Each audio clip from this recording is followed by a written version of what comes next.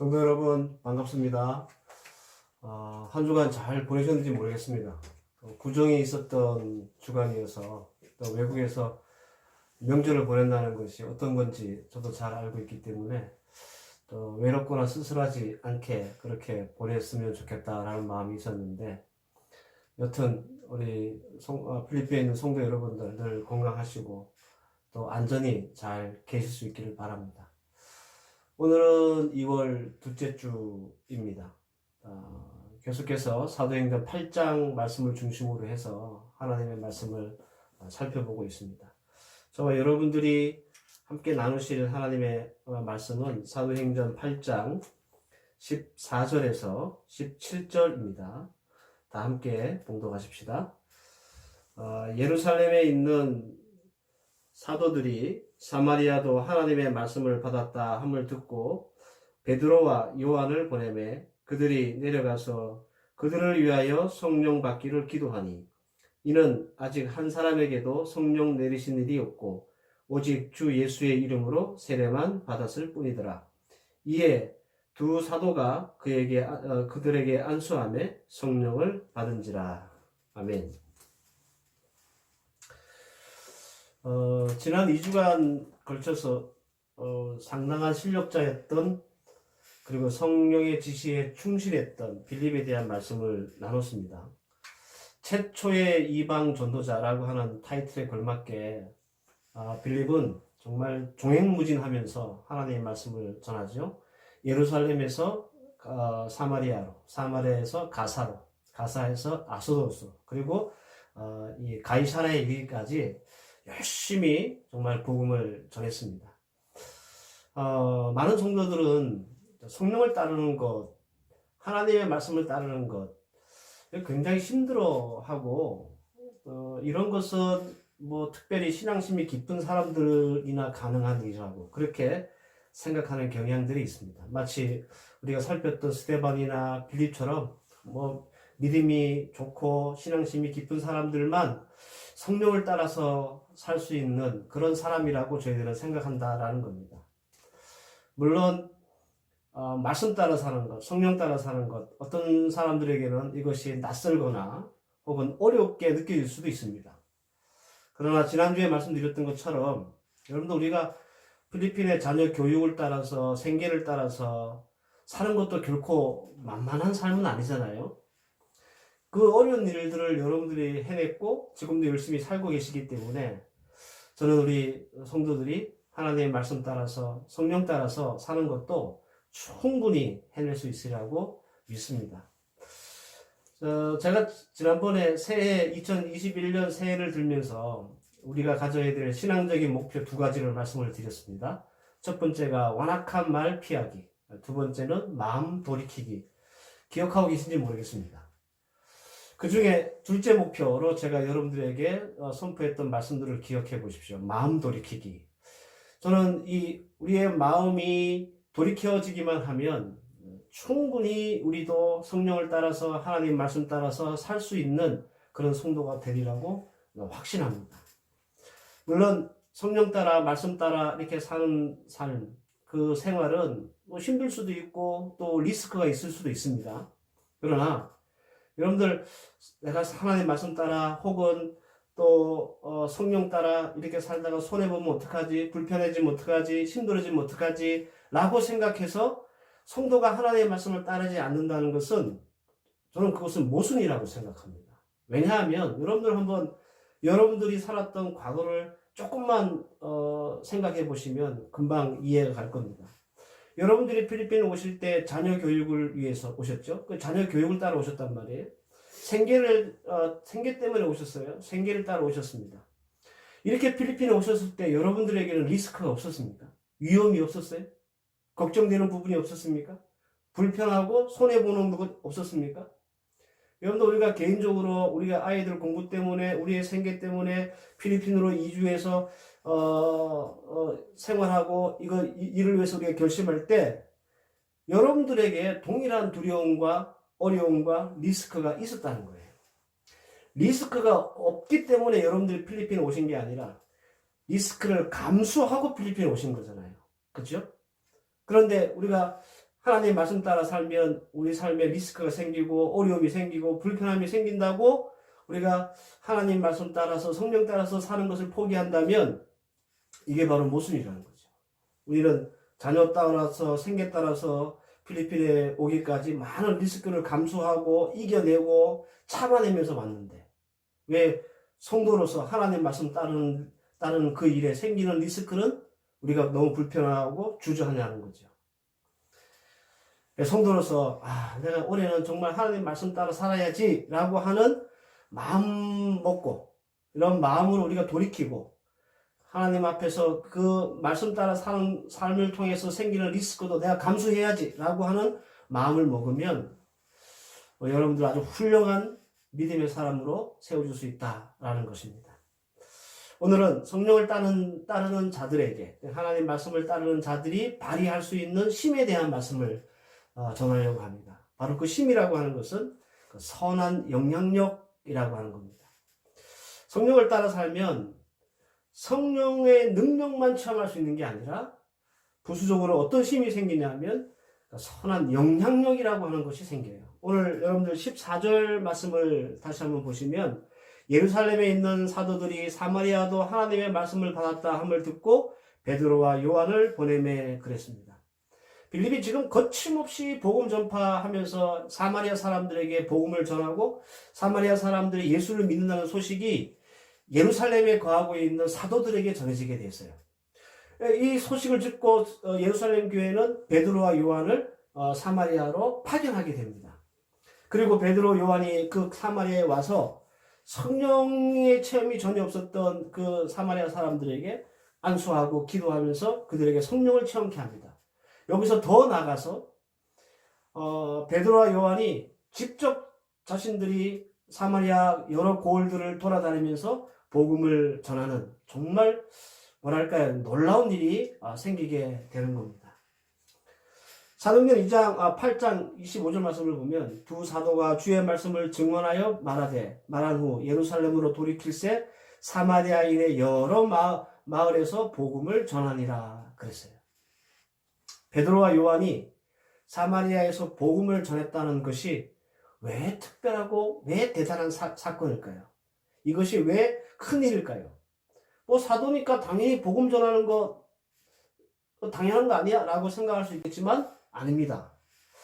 여러분들 이 당시에 우리 성경이 쓰여진 이 당시 상황을 조금만 고려해 보면 당시에 복음에 있어서 예루살렘 교회와 그 교회에 있었던 지도자들은요 상당히 보수적이었습니다. 그러니까 베드로가 혹은 요한이 그들이 사람 취급도 안 했던 사마리아 지역에 가서 직접 복음을 전했다는 사건 그 자체가 그래서 굉장한 빅 뉴스가 되는 거예요. 당시 예루살렘에 있었던 지도자들은 굉장히 보수적이었습니다. 제가 몇 가지 예를 하나 들어드리면 사도행전 10장에 보면 고넬료가 예수를 믿는 과정이 나옵니다. 백부장이죠. 이 사도행전 10장에 하나님께서 베드로에게 환상을 보여주세요. 이게 무슨 환상이냐면 유대인들이 절대로 먹지 않는 부정한 짐승들을 이렇게 쫙 내려주면 이거 먹으라 라고 하는 그 환상을 보여주죠. 베드로가 어떻게 반응을 합니까? 거절합니다. 여러분들 단호하게 2번씩이나 거절합니다. 여러분 놀랍지 않습니까? 성령 충만하고 그리고 당대 최고의 지도자였던 베드로가 성령의 지시 혹은 하나님의 말씀을 이건 노골적으로 거부한 사건이 벌어지는 거예요. 갈라디아서 2장 12절 말씀에 이런 말씀이 있습니다. 야고보에게서 여기서 야고보는 예수님의 동생 즉 예루살렘의 지도자 중에 한 명이었던 야고보를 말하는 겁니다. 야고보에게서 온 어떤 이들이 이르기 전에 게바는 베드로죠. 이방인과 함께 먹다가 저희가 오매 그가 할례자들을 두려워하여 떠나 물러가매 라고 하는 말씀이 있습니다. 바울과 베드로가 함께 이제 참석했던 어떤 이방인의 식사 자리가 있었어요. 같이 식사를 하고 있는데 그때 예루살렘에서 그 예수님의 동생 야고보가 사람을 보냈다. 그 사람이 도착할 쯤 됐다라고 하는 소식을 접하게 돼요.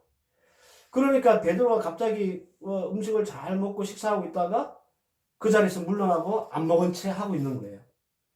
이것을 본 바울은 베드로에게 책망합니다. 여러분들 베드로가 왜 이렇게 돌발적인 행동을 했을까요? 당시 유대인들은 이방인들과 함께 밥을 먹을 수 없었습니다. 식사를 한다는 그 자체가 용납할 수 없는 일이에요. 그러니까 이방 사람들과 같이 식사하고 있었던 베드로가 야고보가 보낸 사람들을 들이 도착했다는 소식을 듣고 밥 안 먹은 채 하고 이렇게 있었던 거예요. 뿐만 아니라 예루살렘 교회는요, 복음에서도 굉장히 보수적이었어요. 예수의 복음은 오직 유대인들에게만 해당되는 것이다 라고 그때만 하더라도 그렇게 여기고 살았습니다. 그러니까 이런 모든 것들을 감안해 보면 당시에 이방인들보다 더 못한 취급을 받았던 사마리아 사람들에게 베드로와 요한이 직접 가서 복음을 전했다라고 하는 사건은 정말 사건 중에 사건이 아닐 수 없다, 그런 말입니다. 때문에 베드로와 요한이 사마리아에서 이 복음을 전할 수 있었고 또 안수하며 기도할 수 있었던 것은 철저하게 성령의 지시를 따랐던 빌립의 영향력 때문에 생긴 일이라 볼 수 있다는 겁니다. 사람들은 누구나 살면서 영향력을 행사하며 삽니다. 부모는 자녀에게 영향력을 행사하고 목사는 성도들에게 영향력을 줍니다. 부부끼리 혹은 친구 사이에서도 우리는 알게 모르게 이렇게 서로 영향을 주고 받고 그렇게 살아가요.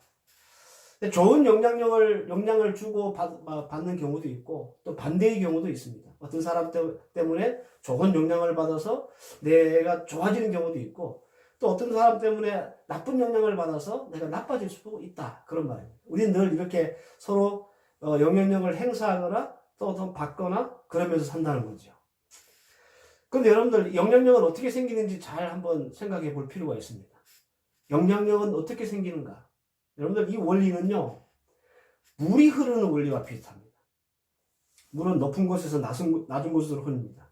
이게 진리죠. 거꾸로 흐르는 물은 없어요. 높은 곳에서 시작한 물은 점점 아래로 흘러내려가서 더 넓은 지역의 물로 덮습니다. 영향력도 마찬가지예요.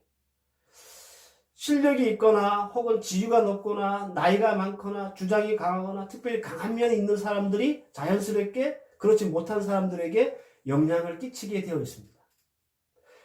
이 원리로 생각해 보면 성도로서 우리가 자녀들에게 혹은 배우자에게 세상 사람들에게 선한 영향력을 행사할 수 있으려면 어떻게 해야 돼요? 우리가 세야 되는 거예요. 우리가 강해야 되는 거예요. 그들보다 우리가 강해야 강한 자가 약한 자에게 높은 자가 낮은 자에게 영향력을 행사할 수 있기 때문에 우리가 강해야 이렇게 선한 영향력들을 행사할 수 있다라는 겁니다. 따라서 우리가 성령을 따라 사는 사람이 강하면 강할수록 우리는 다른 사람들에게 미칠 영향력도 커질 수 있다라는 겁니다. 이 오늘 본문이 나와 있는 사도행전 8장에 예가 하나 있습니다. 좋은 예인데요. 11절 말씀을 보시면 오랫동안 그 마술에 놀랐으므로 저희가 청종하더니, 짧은 말씀입니다. 제가 설명을 해드리면 빌립이 복음을 전했던 이 사마리아에 당시에 마술을 하는 시몬이라고 하는 사람이 있었습니다. 이 사람의 마술이 얼마나 놀랍고 대단했는지 사람들이요, 이 시몬의 말을 청종했어요. 그러니까 이 말은 무슨 말이냐면 시몬이 사마리아 사람들에게 영향력을 미쳤다라는 겁니다. 시몬은 이 사마리아 사람들에게 존경받고 신뢰받고 이런 사람이었거든요. 당연히 사마리아 사람들에게 영향력을 미치게 된 거예요. 그런데 이런 시몬의 영향력 하에 있었던 이 사마리아에 막강한 영향력을 행사했던 사람이 하나 나타납니다. 누굽니까? 빌립이 나타나는 거예요. 빌립이 시몬보다 더 센 거예요. 표적과 기사를 일으키는데 놀라운 일이 벌어지는 거예요. 그러니까 더 세고 강한 능력을 가진 빌립이 나타나니까 시몬의 영향력은 줄어들고 대신에 빌립의 영향력이 생기게 되는 거예요. 13절 말씀을 보면 시몬도 믿고 세례를 받은 후에 전심으로 빌립을 따라다니며 그 나타나는 표적과 큰 능력을 보고 놀라니라. 시몬은 사마리아 사람들에게 영향을 주었던 사람인데 시몬보다 더 센 능력을 가진 빌립이 나타나니까 시몬도 빌립의 영향력 하에 들어가고 사마리아도 빌립의 영향력 하에 들어가게 되었다라는 말이죠. 예전에 사람들은 시몬을 따랐지만 이제는 누굴 따릅니까? 더 세고 더 강한 더 능력 있는 빌립을 따르게 되는 거예요. 강한 것이 약한 것을 덮고 영향력을 끼치는 경우입니다. 우리가 성령을 따르는 힘이 강하면 강할수록 여러분들 우리가 이렇게 끼칠 수 있는 선한 영향력도 커진다는 사실을 여러분들 꼭 기억할 수 있기를 바랍니다. 때문에 교회가 세상에 영향력을 끼치지 못한다라고 했을 때 그 이유는 우리 예수 믿는 성도들이 성령 따라 말씀 따라 하나님 따라 사는 힘이 약하기 때문에 교회와 성도들이 세상에 선한 영향력을 끼치지 못하는 것이다 라는 겁니다. 여러분들 K-팝 아시죠? K-팝 유명하잖아요. 이게 K-팝의 힘이 얼마나 강한지 전 세계 사람들 인종 나라 뭐 상관없이 K-팝 가수들이 나오면 떼창을 부르고 팬클럽이 만들어지고 이들이 한번 움직이면 다 이슈거리가 되고 그러잖아요.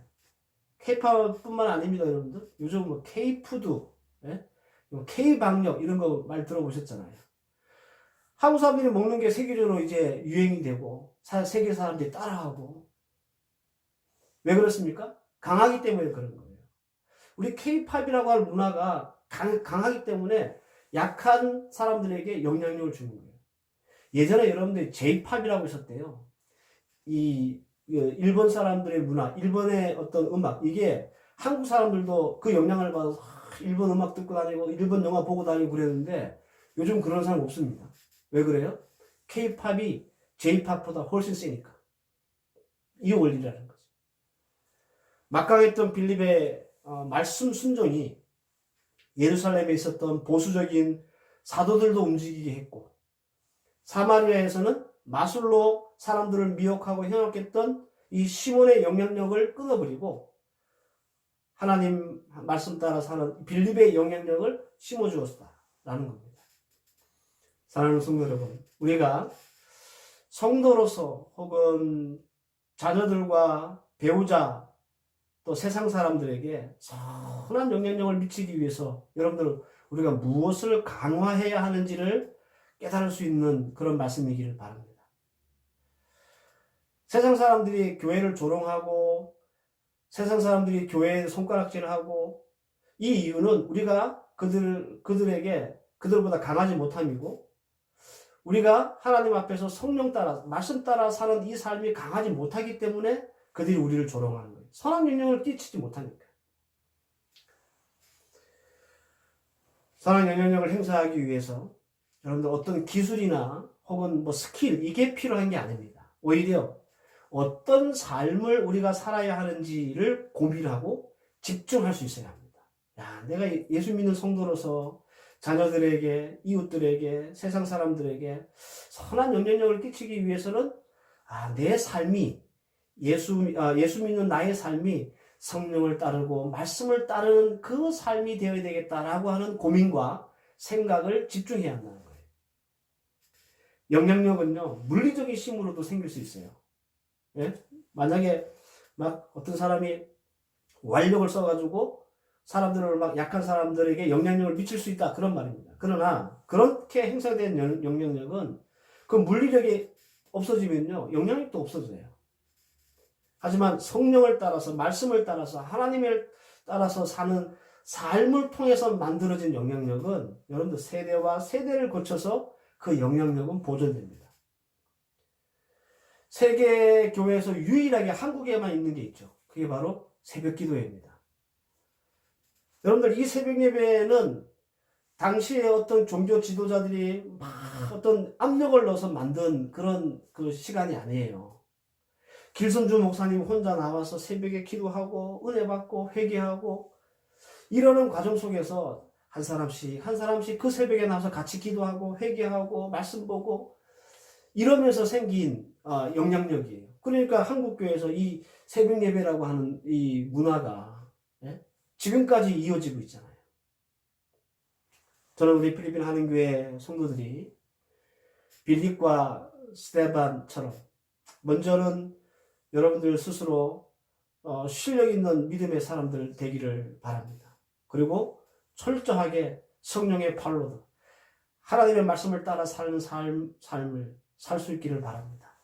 단언컨대 우리가 이런 삶을 살면 여러분들 가운데 선한 영향력들을 만들어낼 수 있고 그 영향력 때문에 사람들이 감동하고 기뻐하고 변화될 것이라고 저는 확신합니다.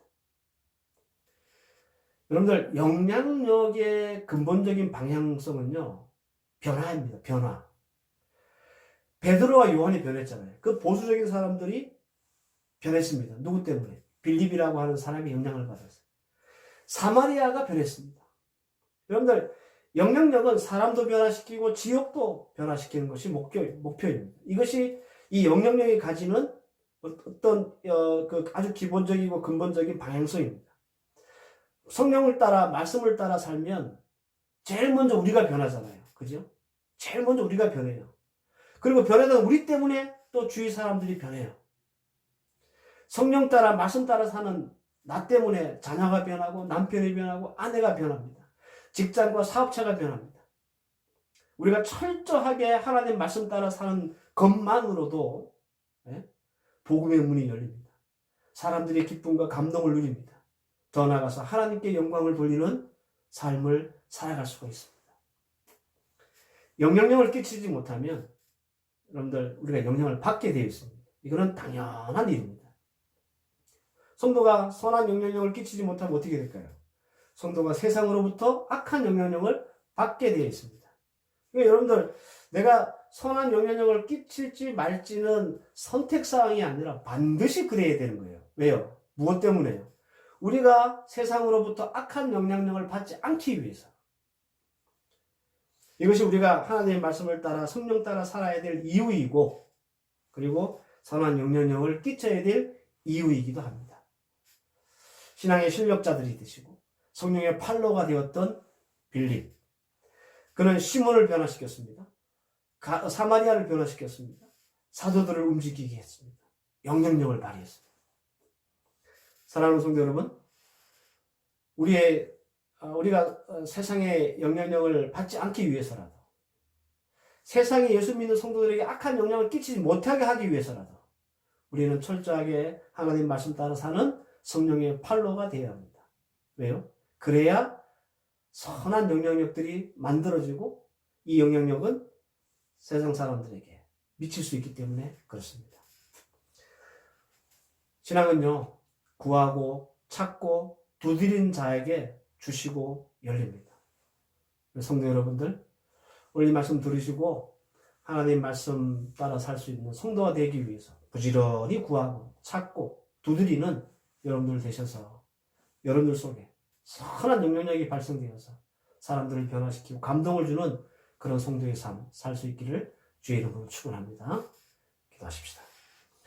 하나님, 성령을 따라 사는 자는 선한 영향력이라고 하는 힘을 발휘하게 됩니다.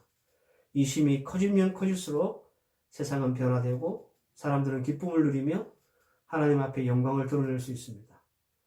우리가 선한 영향력을 발휘하지 못하면 오히려 세상으로부터 악한 영향력을 받을 수밖에 없습니다. 우리 하나님, 예수 믿는 성도로서 세상을 변화시키기 위해서 먼저 하나님의 말씀을 따르는 자가 되게 하옵소서. 그래서 내가 먼저 변하게 하시고 변한 나 때문에 세상이 변하고 가족이 변하고 주위가 변하는 그런 놀라운 역사가 우리의 삶 가운데 일어날 수 있도록 도와주시옵소서. 이제는 우리 주 예수 그리스도의 은혜와 성부 하나님의 무한하신 사랑과 성령의 인도하심과 교통하심과 섭리하심이 선한 영향력을 끼치기 원하는 하나님의 귀한 백성들 머리 위에와 이들의 가정과 자녀와 학업과 사업 위에 이제로부터 영원까지 함께 계실지어다. 아멘.